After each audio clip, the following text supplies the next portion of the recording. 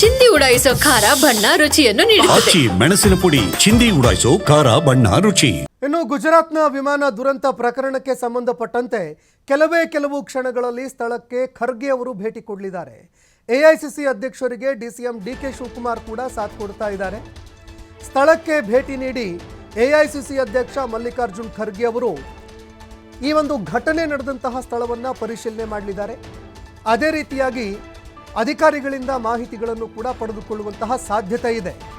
ದುರಂತ ನಡೆದಂತಹ ಸ್ಥಳಕ್ಕೆ ಎಐಸಿಸಿ ಅಧ್ಯಕ್ಷ ಮಲ್ಲಿಕಾರ್ಜುನ್ ಖರ್ಗೆ ಅವರು ಭೇಟಿ ಕೊಡ್ತಾ ಇದ್ದಾರೆ. ರಾಜ್ಯಸಭೆ ಪ್ರತಿಪಕ್ಷ ನಾಯಕರಾಗಿರುವಂತಹ ಖರ್ಗೆ ಅವರು ಈ ಘಟನೆ ಹೇಗಾಯಿತು ಅನ್ನುವಂತಹ ವಿಚಾರಕ್ಕೆ ಸಂಬಂಧಪಟ್ಟಂತೆ ಮಾಹಿತಿ ಸಂಗ್ರಹ ಮಾಡಲಿದ್ದಾರೆ.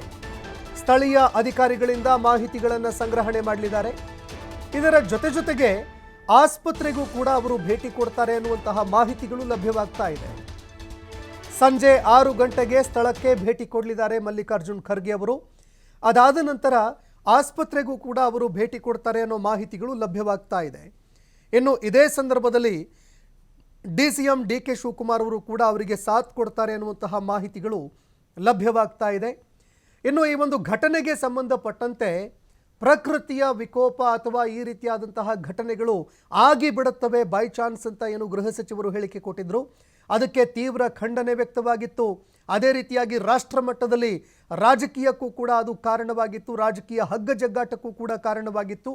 ಒಂದು ವೇಳೆ ಈಗ ಈ ವಿಮಾನ ದುರಂತದ ವಿಚಾರ ಏನು ಘಟಿಸಿದೆ, ಈಗ ಘಟನೆ, ಇದರ ಒಂದು ವಿಫಲತೆ, ಯಾವ ವೈಫಲ್ಯದಿಂದಾಗಿ ಈ ಒಂದು ದುರ್ಘಟನೆ ಸಂಭವಿಸ್ತು ಅಂತ ಗೊತ್ತಾಗಿದ್ದೇ ಆದರೆ ಆಗ ಪ್ರತಿಭಟನೆಗಳು ತೀವ್ರ ಆಗುವಂತಹ ಸಾಧ್ಯತೆ ಇದೆ.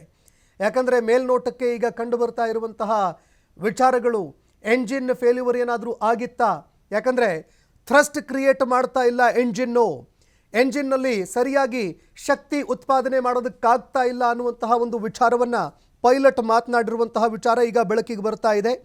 ಹೀಗಾಗಿ ಥ್ರಸ್ಟ್ ಕ್ರಿಯೇಟ್ ಮಾಡೋದ್ರಲ್ಲಿ ವಿಫಲ ಆಗಿದೆ ಅಂತಂದರೆ ಅದು ಎಂಜಿನ್ನ ವಿಫಲತೆ.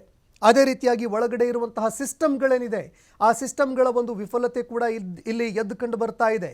ಇದೇ ಕಾರಣಕ್ಕಾಗಿ ಒಂದು ವೇಳೆ ಏನಾದರೂ ಎಂಜಿನ್ನ ವೈಫಲ್ಯ ಅಥವಾ ಟೆಕ್ನಿಕಲ್ ವೈಫಲ್ಯತೆ ಏನಾದರೂ ಎದುರಾಗಿದ್ದೇ ಆದರೆ ಇದರ ಹೊಣೆಗಾರಿಕೆಯನ್ನು ಕೂಡ ಹೊತ್ತಿಕೊಳ್ಳಬೇಕಾಗತ್ತೆ. ಕಂಪನಿ ಆಗಿರಬಹುದು, ಇದರ ಜೊತೆಗೆ ಸರ್ಕಾರ ಕೂಡ ಇದರ ಹೊಣೆಯನ್ನು ಹೊರಬೇಕಾಗತ್ತೆ. ಹೀಗಾಗಿ ಸರ್ಕಾರಕ್ಕೆ ಇದು ತೀವ್ರ ಹಿನ್ನಡೆ ಆಗುವಂತಹ ಸಾಧ್ಯತೆ ಕೂಡ ಇದೆ.